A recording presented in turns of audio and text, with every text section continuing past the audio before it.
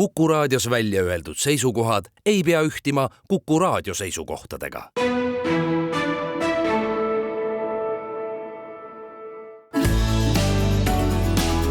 Keskpäevatund.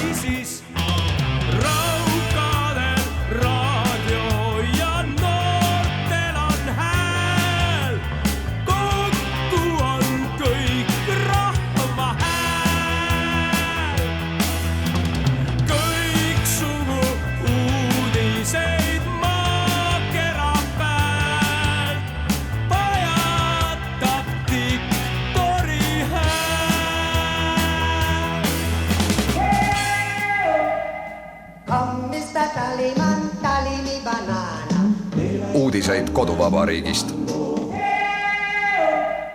Tere, siin Keskpäevatund ja Kuku Raadio, Tallinna otsestuudios Marek Strandberg, Ainar Ruussaar ja Priit Hõbemägi ja laulis meile Singer-Vinger massikommunikatsioonist, et raukadel on raadio ja noortel on hääl.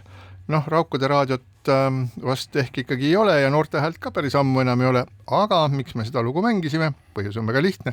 Nimelt on juhtunud nii, et Eesti on organisatsiooni Piirideta Reporterid avaldatud 180 riiki hõlmavas ajakirjandusvabaduse indeksis maailmas Norra järel teisel kohal.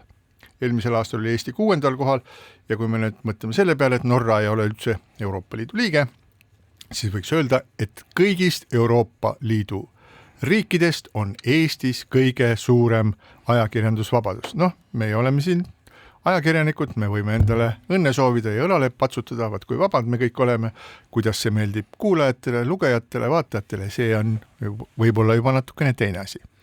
See piir päris vabade ja nii-öelda mitte päris vabade vahel on minu jaoks selle Piirideta Reporteri raportis olnud alati veidi õrn, mida ette heidetakse nendele riikidele, mis siis on meie järel, Soome, Rootsi, Taani, Hollandi, Iirimaa, aga ka meie lõunanaabrid, enamus Euroopa Liidu riike. Heidetakse ette seda, et ajakirjanikud saavad sotsiaalmeedias väga palju kurja kirju, ega saavad meilgi, me ise oleme siin saanud ja saame ka pärast neid saateid. Aga muidugi on see tunnustus ja kõrge koht, aga seda kohta tuleb hoida ja ajakirjandusvabadus on tänapäeval nii keeruline asi, te kõik teate seda, et selle hoidmine on ka väga palju keerulisem kui näiteks 20 aastat tagasi. Ma lihtsalt mõtlen selle peale, et kui küsida inimeste käest, siis ega ükskõik mida ajakirjanik Eestis ka ei kirjuta, siis alati leidub mingisugune lõplik hulk inimesi või natukene kasvav või kahanev hulk inimesi, kes ütlevad kogu aeg, et need on need ja teised sabarakud, need teevad teist ja kolmandat asja ja tegelikult ei ole mingit vaba sõna olemaski, mida ju võib kuulata arvukates ka nendes samades su mainitud sotsiaalmeedia kanalites, kus ka ju iseenesest vingutakse nii-öelda peavoolumeedia üle, nii et jaksab, aga võib-olla see ongi vabaduse tunnus, et kõikvõimalikud kirjud koerad ja muud putukad ja loomad on selles ajakirjandussfääris olemas ja õnneks veel, eks ole. Õnneks veel ei ole juhtunud ja ma loodan, et Eestis ka ei juhtu, et suhted arvamuste valdkonnas muutuvad vägivaldseks ja kes teab veel, mis siin olema saab. Nii et jällegi ka suga nõus, et püüdsin ka aru saada, et mida seal siis hinnatakse, aga kui ise küsida, et mis siis on Eesti ajakirjandusvabaduse sisu, on see, et üldjuhul eksisteerivad erinevad nagu arvamuskanalid õnneks üsna rahumeelselt koos. Jah, nii see on ja noh, sõnavabadus selles mõttes on tõesti vabadus, et kui ei kutsuta üles agressioonile või ei kutsuta üles vägivallale või ei tehta midagi väga tõeliselt seadusega keelatud, siis ka ebaeetilised väljaütlemised on täiesti normaalsed, aga loomulikult viitan siin EKRE fraktsiooni kuuluvale saadikule Anti Poolametsale, kes ütles selle teise koha kohta, et väga selgelt jälle kallutatud, et tegemist on siis vasakliberaalse ajakirjanduse võidukäiguga Euroopas. Nojah, võib-olla mõni lihtsalt viitan sellele kui ühele sõnavabaduse aspektile. See on ka üks selline sõnavabaduse nii-öelda väljenduse aspekt, see, et inimene, kes arvab, et sellised küsitlused, mitte küsitlused, vaid sellised hinnangud on kui ka kallutatud. Ütleme nii, et kui meil ajakirjandusvabadust ei oleks, siis võib-olla Anti Poolamets ei saaks üldse oma mingisugust arvamust avaldada selliste asjade kohta.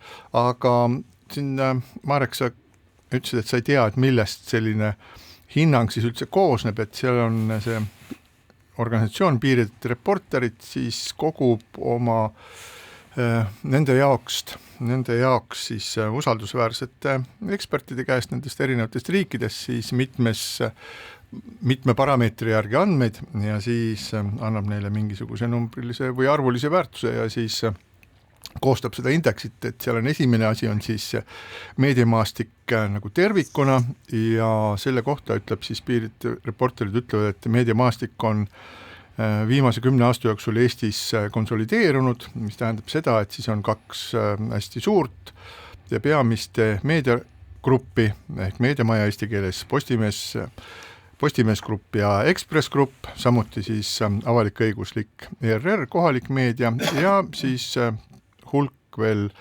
sõltumatuid online väljaandeid ja samuti on siis olemas venekeelne meedia, mis teenindab siis meie venekeelseid lugejaid, vaatajaid, kuulajaid. Poliitilises konteksti kohas öeldakse seda, et poliitiline keskkond, selle alla mõeldud siis nii seadusandliku kui ka täitevvõimu ja miks mitte ka kohtuvõimu, siis et seda iseloomustab suhteline neutraalsus ajakirjanduse suunas ja ainult vähesed sellised sõnalised rünnakud. Me teame, et varasematel aastatel need rünnakud on olnud rohkem. Kui neid rünnakuid on palju, siis riik kukub ajakirjandusvabaduse indeksis ja sellistel juhtudel, kui meenutame siis mõned aastad tagasi, kui siis kohus karistas Eesti Ekspressi reportereid Veedlerit ja Vahterit, siis selle eest, et nad avaldasid teatud informatsiooni, mis tegelikult oli ju ilmumiseks täiesti koššer, siis sellised asjad lähevad nüüd kirja ja need vähendavad seda indeksit. Samamoodi ma arvan ka siis eelmise peaministri Kaja Kallase pidevad rünnakud ajakirjanduse vastu ja siis selline isiklik solvumine, et kas nüüd olete rahul, saite mulle ära teha ja nii edasi. Siis on siis seadusandlik raamistik, kus öeldakse, et Eestis on selle asjaga kõik hästi ja et eetiline raamistik on siis Meedialiidu poolt valvatud Eesti ajakirjanduseetika koodeksiga tagatud majanduslik kontekst, öeldakse, et meedia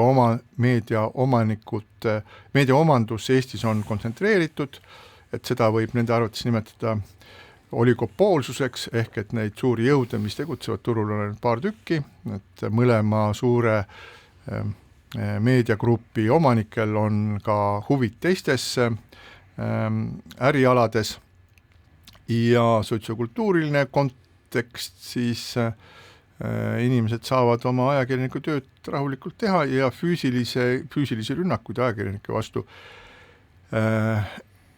Need on erakordselt harvad Eestis ja kui midagi taolist juhtub, siis need on ka jõuametkondade ja kohtu poolt siis karistatud ja muuhulgas on öeldud siis ka seda, et uudistemajad on võtnud kasutusele mitmesugused vahendid selleks, et oma ajakirjanikke kaitsta. Öeldakse küll, et süstemaatilist psühholoogilist abi küberkiusamise vastu ei anta, aga tegelikult see, mis puudutab Postimeest, siis Postimehe töötajad teavad väga hästi, et meil on olemas üks tasuta teenus, need inimesed, kellel on vaja psühholoogilist abi, et nad saavad seda tasuta, kuidas Delfi majaga, seda ma ei tea, aga põhimõtteliselt nüüd on siis need on need erinevad siis aspektid, millega ajakirjandusvabadust hinnatakse ja nende aspektide järgi jah, tõepoolest Euroopa Liidus esimesel kohal, palju õnne meile kõigile. Asi on läinud selles mõttes minu meelest paremaks, et veel mõnda aega tagasi, kui oli käibel selline väljend nagu klikimeedia, õnneks on see taandunud, siis loomulikult absoluutselt iga väljaanne, iga kanal võitleb selle eest, et oleks rohkem kuulajaid, suurem auditoorium, rohkem lugejaid ja nii edasi. Aga see ei ole nüüd saanud selliseks valdavaks või kohutavalt agressiivseks ajakirjanduse vormiks, et mulle tundub, et Eestis on enam-vähem need jõujooned ka paigas, suur osa auditooriumist on oma valiku teinud ja teinud mõneks ajaks, nii et ka see näitab tegelikult teatavat stabiilsust, et sellise ütleme iga lugeja või iga kuulaja pärast võideldakse loomulikult. Aga see ei ole absoluutne eesmärk. See oli veel umbes 10 aastat tagasi. Ja ma selle klikimeedia kohta ütleksin, et see on nüüd Ma ütlesin, et see on õnneks kadunud see väljend. Seda väga tihti ei kasutata. Ja, ma tahtsin selle tausta nagu selgitada, et see sõna, see klikimeedia, see pärineb tegelikult kusagilt selliste portaalide kuldajast, mis võis alata kuskil aastatuhande vahetuse algusel, kus kuidagi muud moodi ei olnudki võimalik üldse meediamajadel siis kasumit või sissetulekut teenida, kui et pidi kõik võimalike vahenditega siis võimalikult palju klikke kokku siis koguma ja sinna juurde käisid ka sellist nagu klikilõksud ja muud asjad. Nüüd tänaseks päevaks, ja ma arvan juba vähemasti 5 aastat, on nii Eesti suured meediaportaalid kui siis ka maailmas üldiselt üle mindud ju tellimuspõhisele tegutsemisele. Ehk et meil on digitellijad ja digitellijatega on siis meediamajal otsene suhe, inimene maksab, meil on see väga odav, et inimene tuleb sisse seal 1 euroga kuus, aga võib-olla tehakse pakkumine, et 3 kuud, et 3 euro eest pool aastat, kus see hind on isegi väiksem, 50 senti näiteks, ja niimoodi meediamajad siis nagu suhtlevad otseselt nende kuulajate, vaatajate, lugejatega ja siin on nüüd üks suur erinevus, et see klikiäri on täiesti käib vastu selle digitellijate äripõhimõttele, et kogu digitellijate hankimise, juurde saamise, hoidmise mõte on see, et inimene tuleb lugema ja leiab tükiks ajaks lugemist, vaatamist ja kuulamist,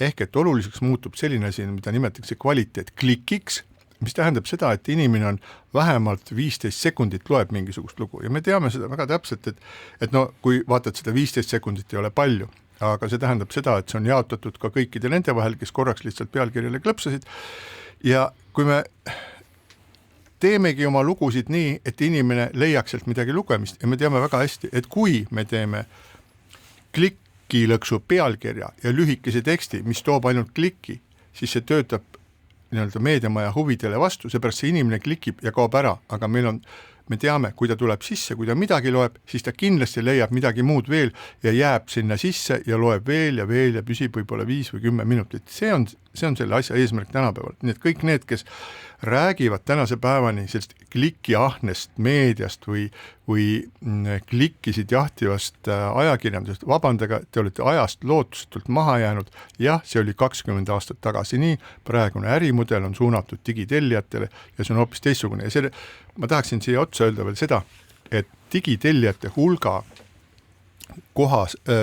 järgi ühe leibkonna kohta on Eesti maailmas esikohal. Sellel on mitmesugused põhjused, üks põhjus on see, et Eesti on digitaalselt väga arenenud, aga ei ole ühtegi teist riiki maailmas, kus oleks ühe leibkonna kohta nii palju ajakirjanduse digitellimisi. Jällegi üks asi, mis näitab, kuidas me ajakirjanduse osas oleme ikka väga-väga kõrgel tasemel kogu maailmas. Ja muidugi on tegelikult kogu see meediatarbimine ka muutunud selles mõttes, et otse näiteks raadio kuulamine ei ole küll väga palju vähenenud, aga väga palju on kasvanud nende hulk, kes kuulab raadiot järele internetist ja mitte siis saateid, vaid saadete osi, mis on kindlalt märgistatud, ehk siis jah, see meediatarbimine on muutunud, aga ta on tegelikult muutunud natuke asjalikumaks kui see, millele sina viitasid, et korraks pealkiri ja kinni, uus pealkiri ja kinni. Nii on, aga seda meediat meil ei oleks, kui elekter läheb ära, siis on pime. Ja siis ei tööta ükski portaal ja üks selline juhtum oligi nüüd hiljuti, kus oli Hispaanias ja Portugalis, kus oli väga suur elektrikatkestus, kus muu hulgas siis ka loomulikult ei ole elektrit, ei olnud ka ajakirjandust, ei olnud portaale ega mitte midagi muud. Ei olnud levi. See oli üsna omapärane, kusjuures ega siiamaani ei osata öelda, mis seal siis juhtus. Ütleme väga kiiresti juhin tähelepanu, osutati sellele tõsiasjale, et tõenäoliselt küberrünnakuga pistmist ei olnud. Aga jah, selline lausaline elektrikatkestus, selliseid on tulnud ette vahel Ameerika Ühendriikides, kus elektriliinid pikalt ulatuvad põhjast lõunasse ja seal on põhjuseks sageli olnud just nimelt atmosfääri elekter, kus mõni volt iga kilomeetri peale, mis lisapinget tekitab, aga kuna liinid on 1000 kilomeetreid pikad, siis need ülepinge voldid ronivad niimoodi pisitasa kõikidest kaitsmetest läbi, mis neid ei märka ja siis ühtäkki on siis kusagil elektrijaamas seal mingi mitme 1000 voldine ülepinge või midagi sellist. Midagi sellist arvatakse, et juhtus ka siis Hispaanias ja Portugalis, see on üks aspekt. Teine aspekt loomulikult see, et ühtäkki kadus ära 5 sekundi jooksul Hispaanias vist 15 gigavati võimsuses elektri tootmist ja kõik need asjad ühte kokku siis tekitasidki olukorra, kus tootmisüksused lülitasid välja, alajaamad lülitasid välja, keegi ei julgenud neid ka väga kiiresti sisse lülitada, kuna keegi ei teadnud täpselt, mis probleem on tekkinud. Ja nüüd ongi küsimus, et kas see olukord oli siis tingitud, nagu siin hästi ähvardavalt öeldakse, oi jaa, see on see rohepööre, vaadake kui palju on taastuvallikaid ja need on ebapiisavad ja ebastabiilsed. See on üks osa, sellepärast et ega sama asi, kui see oli nüüd põhjust, et just nimelt sellest samast ülepingest, mis tekkis liiga kuuma ja niiske õhu tõttu. Ei olnud kuum ju. Keskmine temperatuur oli 22 kraadi. Aga äkki oli niiske? Ega ma ei oskagi öelda, igal juhul see, mida võrguoperaatorid nägid, oli, et ennem seda pauku kasvas pingeliinidel umbes 10 volti sekundis. Aga mida me sellest õpime? Et nüüd on me õpime seda, et meil on vaja hajusamat võrku, millest on väga palju Eesti puhul räägitud, meil on vaja piltlikult öeldes seda, milleni jõuti arvutite puhul, et olemas peavad olema upsid ehk akujaamad, mis on suutelised olulisi funktsioone kiiresti üle võtma. Ja et tänasel hetkel Hispaania ja Portugali õppetund ütleb meile seda, et me peame valmistuma võrguks, mis võrguna, kui ta ei suuda toimida, lülitubki välja ja tekib lokaalne energiavarustus kõikidele nendele süsteemidele, mis on eluliselt vajalikud. Mis tähendab suurt akut. Mis tähendab palju suuremapoolseid akusid või veel mingisuguseid lahendusi ja see ei ole mitte küsimus selles, et kas me nüüd oleme rohepööramas või mitte. Juhin tähelepanu ühele asjale, et ega oludes, kus me täna toimetame, siin on nii palju muutlikke asju, üks asi muideks on ka ju see, et vaadake, et me ju toimime oludes, kus me väidame, et kasutades elektribörsi peab iga kui tootja saama maksimeerida oma kasumit. kas elekter ja elektrivarustus selles mõttes on ikkagi kaup, mida iga päev tuleb järgmiseks päevaks ette kaubelda või me peame ikkagi siin tegema ka kardinaalse muutuse ja ütlema, et tegelikult on elekter ikkagi selline demokraatia baasfunktsioon, mitte kaup niivõrd ja ma arvan, et need arutelud, ma ütlengi, et kuhu sa nagu liigud? Ta jõuab kohe Andrus Ansipini välja. Ma ka kahtlustan, kuhu su tee viib? Ma tahan välja jõuda selleni, et elekter on kaup, elekter maksab. Ei, aga maksta võib ta erineval moel, kas börsil, kõikuval viisil või muul viisil. Ja tänasel hetkel me oleme näinud nii palju juhtumeid, kus see võnkuv börs on sama hull asi kui ilmastikutingimused, mis ülepingeid tekitavad ja ma arvan, et see diskussioon ei saa mitte olla, oi, nüüd me teame, see rohepööre on kõik asjad untsu keeranud, vaid me peame diskuteerima laiemalt ja küsima. Väga hea. Kui me oleme olukorras, kus me tahame energiaallikaid muuta, kliimasõbralikumaks või kuidas iganes, siis milline peab olema võrk ja milline peab olema see kauplemisruum, kus energiat ostetakse. Aga mulle tundub, et siin nagu kaks tõesti erinevat sellist, ma ei tea, mentaalset ruumi. Üks on see, mida räägid sina, et põhimõtteliselt kui tuleks, siis peaks ja võiks ja ma olen nõus, et see on tervemõistuslik vaade ja siis on teine on see, mis meie energiaturul tegelikult toimub, et elektri hind kodumajapidamisele viskab nii, et üles-alla, et nii nagu vähe ei ole, et siin äsja ütles siis endine peaminister Andrus Ansip Postimehele, ütles, et saime kõrge elektrihinna omaenda kätega ja viitab siis Jüri Ratasele, kes jättis Leedule ja Eestile peale surumata, et need rohkem tootmisvõimsustesse investeeriksid, seda ei tehtud, nii et saime ühe pudelikaela Soomega likvideeritud, aga saime koos sellega Läti ja Leedu kõrge hinna, et ma mõtlen, et need on nagu kaks erinevat ruumi, et me võime nagu arutada selle üle, et see on umbes nagu mingi linnaplaneerijad räägivad, oi, kuidas kõike peaks tegema ja samal ajal kuskil toimub mingisugune ikka pannakse vihmaga kuskile auku asfalti ja kõik toimub selline tavaline elu. Et minu hirm on selles, et see tavaline elu seisnebki ju selles, et tänasel hetkel on selle rohepööramisega tegevuses ju inimesed, kes on aru saanud, et sealgi on natukene pappi ja kasumit ja mida iganes. Ja nüüd ongi seesama küsimus, et kas me sellest Hispaania ja Portugali kogemusest õpime seda, mida sealt õppida on, kas me kollektiivselt jõuame järeldusteni, kus on tegelikult probleemid. Ega ju sellesama Nord Pooliga liitumine on ju ka vabatahtlik Euroopa Liidus, ega see ei ole ju mingisugune nüüd nii möödapääsmatu, et sellest lahkuda ei saaks.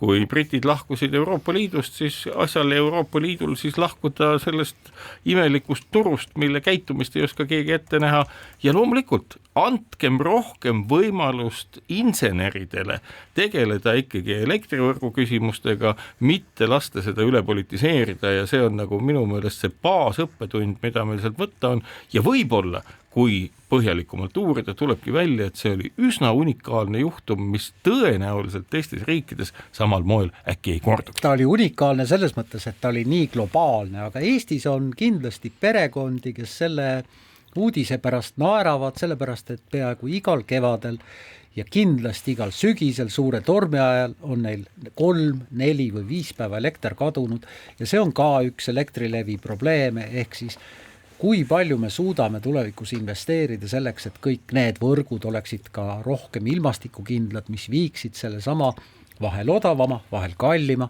vahel rohelisema, vahel mitterohelisema elektri selleni, kes seda Pane tähele, mida rohkem kaupleme me elektribörsil, mida rohkem kunagine Hollandi tulbibörs võtab meilt ära kasumit, seda raskem on meil selliste investeeringuteni jõuda. Ja siinkohal väike paus. Keskpäevatund. Keskpäevatund jätkab Tallinna stuudios Marek Strandberg, Ainar Ruussaar ja Priit Hõbemägi. Räägime nüüd natukene poliitikast ka. Üks selle nädala ootamatumaid poliituudiseid oli see, et president Toomas Hendrik Ilves liitus poliitilise liikumisega Volt Euroopa ja teatavasti on siis Volt siis ühe veega, mitte kaks ise. Ja mitte Volt, tegelikult peaks siis Volt hääldama, aga see on lihtsalt Volt, nii nagu pinge mõõtmise nagu millele nad ka viitavad. Ja siis Toomas Hendrik Ilves ise ütles selle kohta, et olen otsustanud murda oma varasema lubaduse hoiduda parteipoliitikast ja liitunud Woltiga erakonnaga, mis on täna küll veel väike, kuid mille seisukohad minu hinnangul kehastavad just seda. Mida need seisukohad siis seal peaksid tähendama, see on väike erakond, millel on Euroopa Liidu või Euroopa Parlamendis ainult 5 kohta, noh põhimõtteliselt on seal parlamendis kõik selle partei liikmed nii-öelda, ongi siis parlamendi liikmed. Täpsustan, et ta on Euroopa erinevate parteide selline katus. Ja ta on selline, ühesõnaga see on selline erakond, kus siis on mitmed erakonnad. Kus on siis nagu erinevatest riikidest on siis neid inimesi seal koos ja kuigi seda võib-olla päris nagu selgelt ja täpselt ei ole välja öeldud, eks siis see Volt toetab sellist laiaulatuslikku Euroopa Liidu reformimist, Euroopa Liidu ühist sõjaväge, eurovõlakirjasid ja tegelikult siis ta toetab sellist föderalistlikku liikumist ehk et Euroopa Liit oleks rohkem samasugune nagu näiteks Ameerika Ühendriigid, kus on võimalik nii-öelda föderaaltasemel väga palju olulisi otsuseid ära teha ja noh, ütleme nii, et eks meiegi siin saates oleme sellest ju palju rääkinud, et Euroopa Liit oma arengus on jõudnud mitte nüüd sellisse, võib-olla mitte murdepunkti, aga järelemõtlemise punkti, sellepärast, et senine konsensusele oleme kõik sõbrad ja otsustame kõiki asju üheskoos, poliitika enam ei tööta lihtsalt sel põhjusel, et kui sul on pundis nagu, kui olud on keerulised, kui Euroopas on sõda, kui sul on pundis täieõiguslik liige Ungari president Orban ja kui seal on veel Slovakkiast Robert Fico, kes avalikult ja ametlikult siis semmivad Moskvaga, käivad seal külas, siis teha otsuseid, suuri ühiseid otsuseid on väga keeruline ja kogu aeg käib mingisugune kauplemine, et kas nüüd äkki Orban saaks minna pissile, nii kaua kuni teised hääletavad siis 5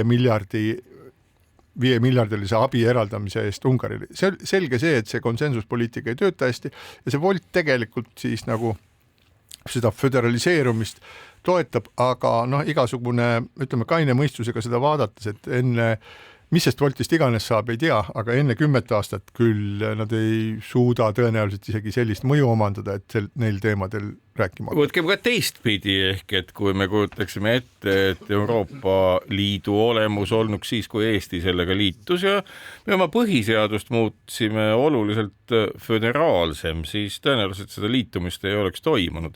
Ja see tasakaal, mis Euroopas ongi täpselt see sama, et kui palju föderaalsust ollakse valmis nii-öelda aktsepteerima ja ma arvan, et see jääb tagasihoidlikuks ka vaatamata sellele, et eesmärgid nii-öelda kaitsta end paremini ja kõike muud teha, ilmselt on olemas.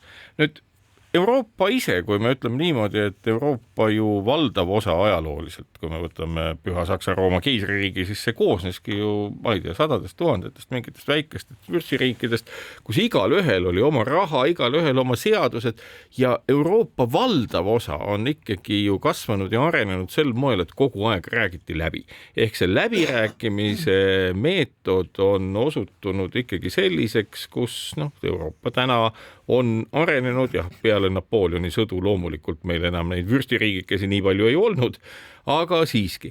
Ja nüüd ongi nagu see, et me ei saa endal nii-öelda mingit nii-öelda ühte eesmärki, näiteks venelastega paremini toime tulla eesmärgiks võttes muuta kogu seda ajalugu kannapöördega.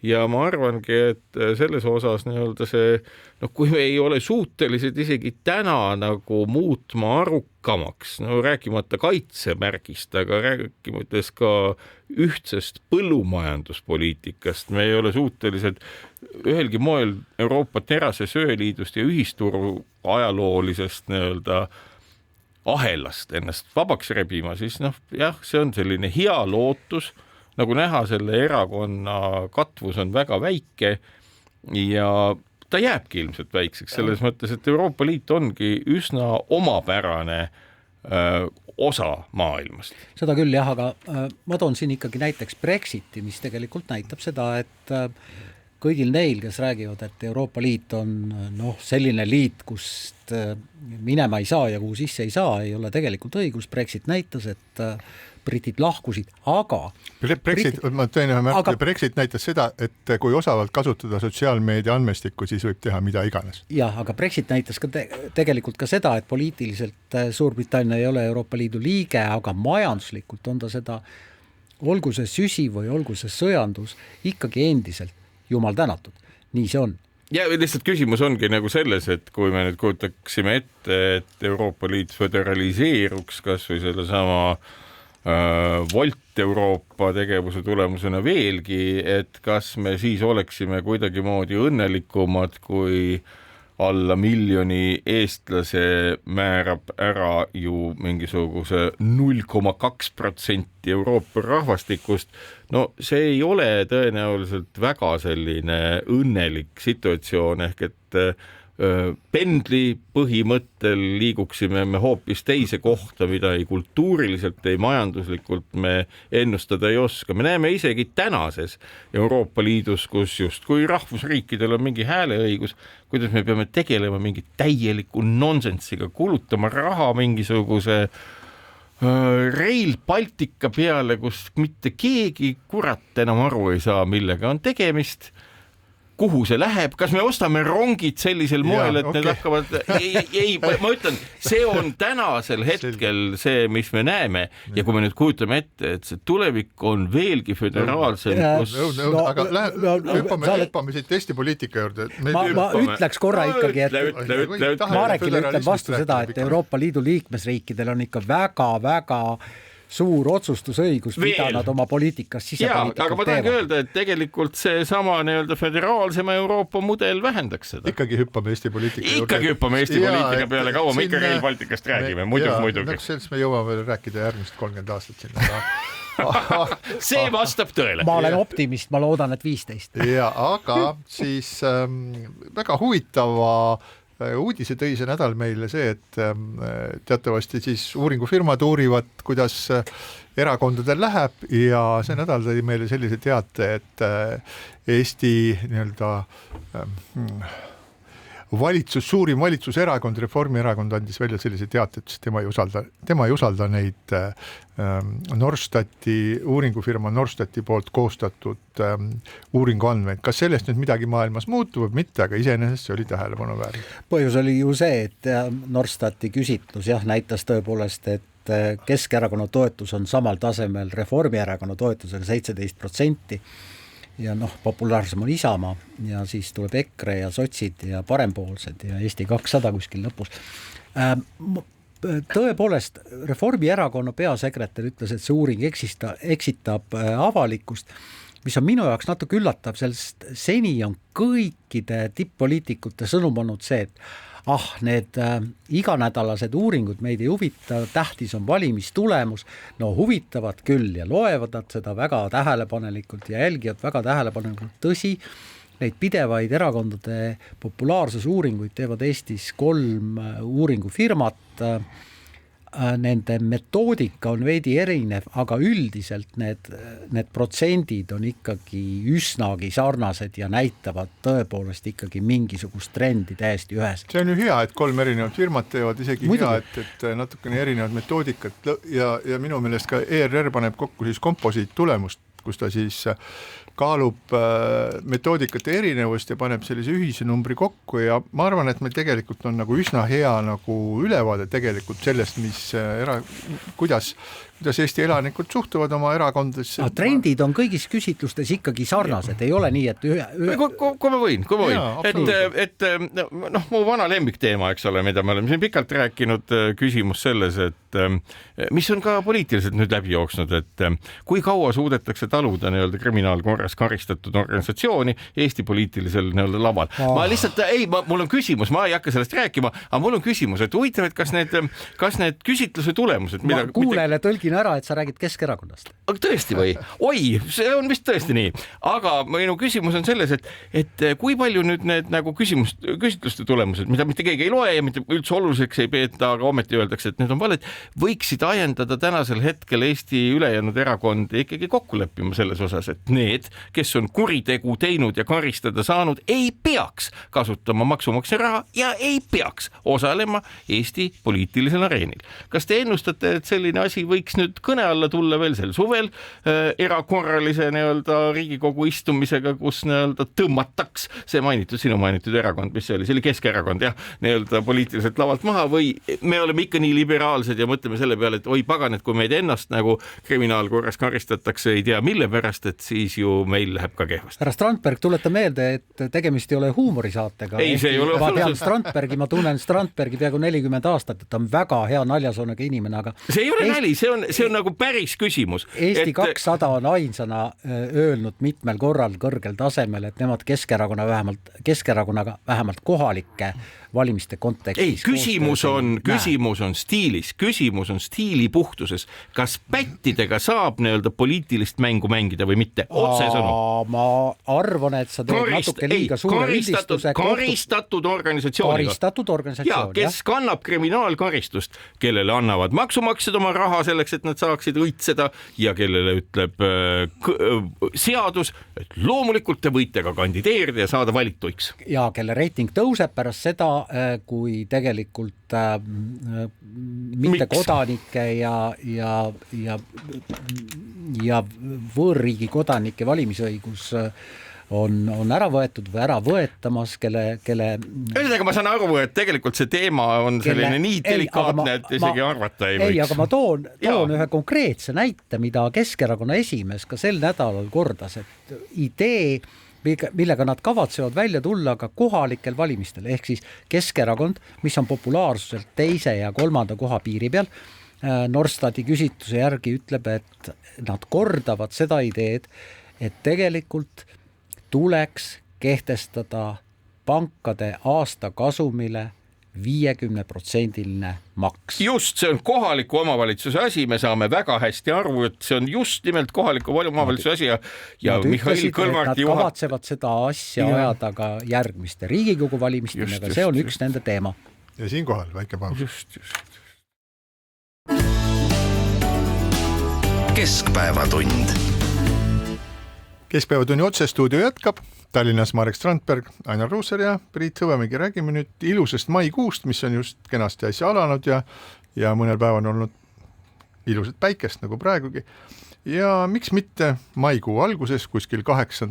ja 8.10. maini siis võiks politsei ära keelata mitmesuguseid meeleavaldusi ja tõepoolest see on ka see aasta nii. Selle põhjuseks on loomulikult siis 9. mai, mida Venemaa peab teise maailmasõja lõpupäevaks. Me tegelikult teame, et see 9. mai tsirkus tegelikult lõppes siis teine maailmasõda 8. mail, aga Stalini nõudmisel korraldati 9. mail veel eraldi lõputsirkus selleks, et Venemaa saaks seda suurejooneliselt tähistada ja mida militaarsemaks läheb Putini Venemaa, seda tähtsamaks on muutunud siis kõik see, mis on seotud teise maailmasõja lõpu mälestamisega. Nüüd sel nädalal oli veel selline minu jaoks täiesti uskumatu uudis selle kohta, et Volgogradi lennujaama siis nimetas Vene president Putin ümber Stalingradi lennujaamaks. Tere talv! Seal oli, täpsustan, selles vähemalt Vene meedias ilmunud teates oli see, et kohalike veteranide nõudmisel, andke mulle andeks, 80 aastat tagasi lõppes see sõda, et kui palju saab olla praegu selles linnas veterane, kes nõuavad lennujaama ümber ehitamist. No, 92-aastaseid taate, kui lapsena mindi ikkagi 12-aastasena võidi minna mingisuguseks tegelaseks. Ei no vaata, ega siis neid polgupoegasid ja kõike on, et olid ju ka siis möödunud nädalal olid ka siis natslik või hitlerlike koonduslaagrite vabastamise 80. aastapäevad ja seal oli sadu ja sadu siis endised koonduslaagri vange, kes tänase päevani elavad, aga miks ma siis sellest kõigest räägin, et see sama 9. mai, see on olnud selline kuupäev, kus siis see nii-öelda on erinevates maailma riikides, kindlasti ka Eestis, Lätis, Leedus, nendes alades, mis olid Nõukogude Liidu poolt okupeeritud, kindlasti ka Berliinis. Venemaa üritab siis korraldada mingisuguseid suuri meeleavaldusi, ajades selleks tõenäoliselt sotsiaalmeedia kaudu inimesi kohale ja tekitada sellist segadust, kus siis ja pingeid, et Eestis on õnnestunud seda asja kuidagi edukalt ikkagi nagu nii-öelda ära manageerida, et enam nagu ei ole näha neid läbi linna kulgevat rongkäiku, kus kantakse mingisuguseid surnute pilte või see kuulus surematute rongkäik, mida oli, aga nii et ma võib-olla Tallinna pärast nagu suurt muret ei tunnegi, aga kuulda on seda, et eriti suuri siis meeleavaldusi või mitte meeleavaldusi, aga Venemaa poolt dirigeeritud üritusi planeeritakse Berliinis ja see on muidugi väga tuleohtlik hull värk, et kuidas selle asjaga seal hakkama saadakse, kuna seal on veel neid Nõukogude võimu poolt püstitud teise maailmasõja lõpuga seotud monumente. Kas tänaseks on kindlaks tehtud, kui pikk on siis Euroopa Liidust sinna Moskvasse 9. mail mineva delegatsiooni pikkus või? Ei ole ja tegelikult mina püüdsin enne saadet ka paika panna, et kas ma näen Euroopa Liidu liikmesriikide riigipeadest või siis Euroopa Liiduga läheneda üritavate riikide riigipeadest mingit nimekirja, kes on öelnud, et nad kindlalt Moskvasse lähevad. Mina seda nimekirja kokku panna ei suutnud. Tõsi, ma viitan sellele, et ka Armeenia peaminister Pashinyan, kes käis nüüd nädala algul visiidil Eestis, ei andnud selget ja ühest vastust. Kas ta läheb 9. mail Moskvasse või ei lähe, mis tegelikult on selles mõttes naljakas, et kas jaa või ei.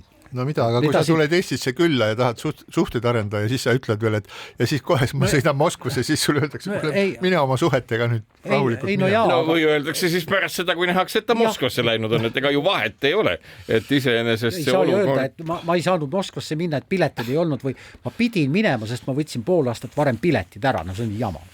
No kahtlemata jah, meenutame veel selle 9. maiga on ju väga, ja et räägiti, et siis et Ungari president Orban, kes planeeris sinna minna, kas siis Robert Fico sinna Slovakkia president kavatseb sinna minna või mitte, et seda ei oskagi seda praegu öelda, igal juhul see on Euroopa Liidu liikmesriikide juhtidele sellistele, kes tahaksid sinna minna, isegi neile see on väga selline nagu väga kuum katus, mille peal kõndida, et ennast sellest minna ja ennast näidata nii-öelda veriste kätega Putini kõrval, see on ikka väga suur risk.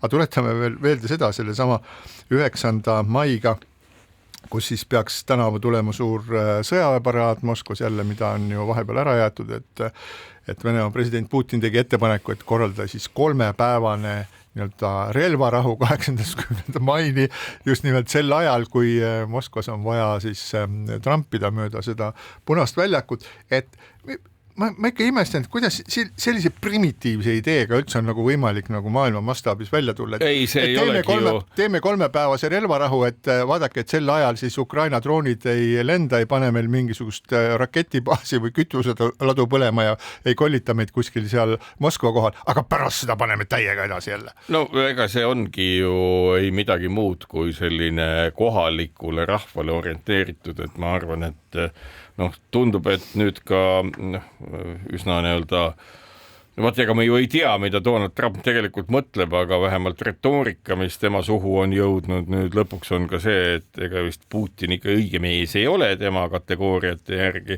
aga Putin ju ei huvitugi sellest, mida keegi teine temast arvab, peaasi, et mujal maailmas siis peaasi, et kohalikud ikkagi usuvad pimesi temasse ja on valmis tema eest surema järjest rohkem ja rohkem, mis ju joonistub aina selgemalt välja, et see vajadus, et kahuriliha juurde tuleks, aina kasvab. Mustvalge Marek arvab Putin ka sellest, mida väljaspool Venemaad temast arvatakse ja arvab sellepärast, et tal on seda hädasti vaja. Tal on hädasti vaja Põhja-Korea kahuriliha, tal on hädasti vaja ja aga selleks peab ta